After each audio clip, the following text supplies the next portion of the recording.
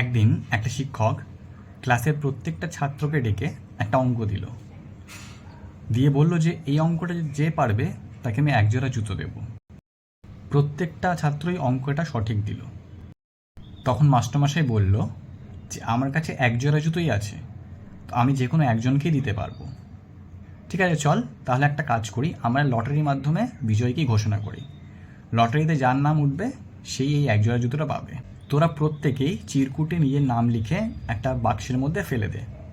তো ছাত্ররা প্রত্যেকেই চিরকুটে নিজের নাম লিখলো, লিখে বাক্সের মধ্যে ফেলে দিল। টিচার তখন লটারির বাক্সটা হাতে তুলে নিয়ে হালকা করে ঝাঁকিয়ে চোখ বন্ধ করে একটা নাম তুলে প্রত্যেককে জিজ্ঞেস করলো, আমি কি নামটা পড়বো? তখন সবাই খুব এক্সাইটেড হয়ে বলল, হ্যাঁ স্যার পড়ুন। বলার পরেই পুরো ক্লাস পিন ড্রপ সাইলেন্ট, কেউ কোনো কথা বলল না। শিক্ষক তখন চিরকুটটা খুলে পড়ল, আব্দুল, রোল নাম্বার 1। প্রত্যেকটা ক্লাসের স্টুডেন্ট তখন হাততালি দিয়ে আব্দুলকে অভিনন্দন জানালো। পরদিন সকালে শিক্ষক একজোড়া জুতো নিয়ে এলো, নিয়ে এসে প্রত্যেককে বলল, এই নে জুতো, তোরা একটা কাজ কর, আব্দুলকে জুতোটা পরিয়ে দে। বলতে বলতেই শিক্ষকের চোখ দিয়ে জল বেরিয়ে গেল।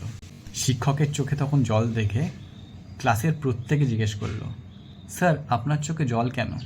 তখন শিক্ষক জুতোর গল্পটা খুলে বলল, আমি প্রতিদিন দেখি সবাই জুতো পরে আসে, একমাত্র আব্দুলই খালি পায়ে আসে। তো আমি আব্দুলের কথা ভেবেই এই অঙ্কটা তোদের দিয়েছিলাম, কিন্তু তোরা প্রত্যেকেই অঙ্কটা সঠিক উত্তর দিলি।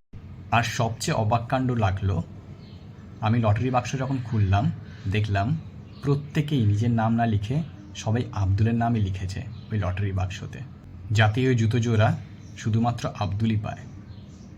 এই ছাত্রটি আর কেউ না, আমাদের former president APJ Abdul Kalam.